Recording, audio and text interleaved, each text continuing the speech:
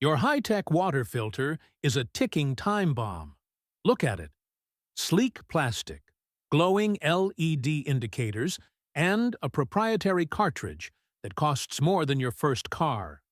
The manufacturer loves you because you're a subscriber to survival. They've sold you the illusion of safety wrapped in a disposable shell. But when the shipping lines freeze, when the Add to Cart button dies, and the local warehouse is looted, that plastic brick won't save you. It'll just be a fancy cup for contaminated sludge. In the humid green hell of the Pacific Theater during World War II, survival wasn't about the newest gadget. It was about not dying of a stomach bug before the enemy even saw you. Bacteria in the water was a more efficient killer than any sniper. Dysentery and cholera wiped out entire units faster than artillery. The brass tried everything. Chemical tablets that made the water taste like a swimming pool and burnt your throat. Boiling, which sounds great until you realize you're in a jungle where every fire is a beacon for an airstrike, and dry wood is a myth. So, the engineers went back to basics. Ancient basics. They looked at the Romans. They looked at the ruins of civilizations that lasted millennia without a single plastic cartridge. They turned to ceramic filtration, not the fancy branded outdoor systems you see in lifestyle magazines today. We're talking about pure, unglazed fired clay. The physics are brutally simple, yet devastatingly effective. Think of it as a biological wall. The pores in the ceramic are measured in microns, about 0.5 to 1 micron wide. To a human, that's invisible. To a bacterium like E. coli or a parasite like Giardia, that's a fortress gate that won't open. The sediment stays out. The pathogens stay out. Only the H2O molecules, and maybe a bit of mineral taste, drip through. No moving parts to snap in the cold. No batteries to leak acid. No chemicals to expire. Just gravity and time doing the work that nature perfected 2,000 years ago. The British and American engineers issued what they called ceramic candles. Long cylindrical filters made from infusorial earth and clay.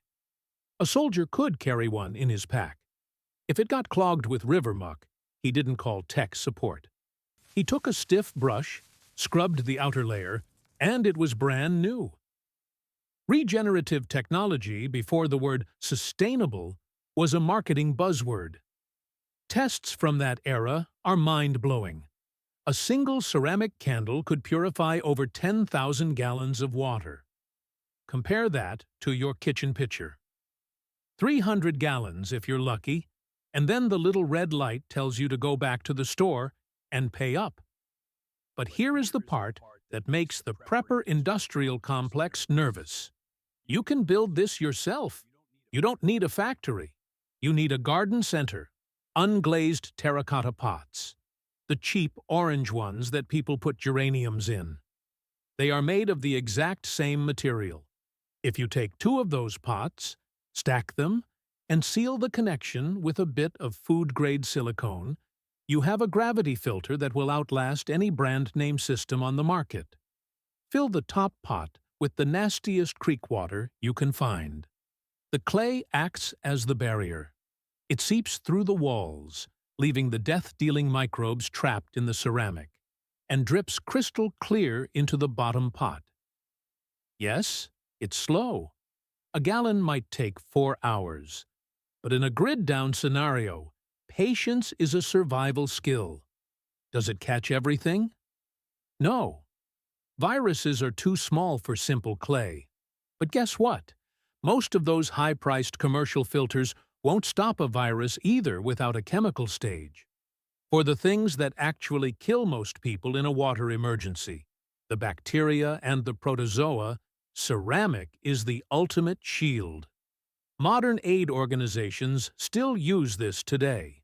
In disaster zones, where there is no power and no supply chain, they don't fly in plastic cartridges from a warehouse in Ohio.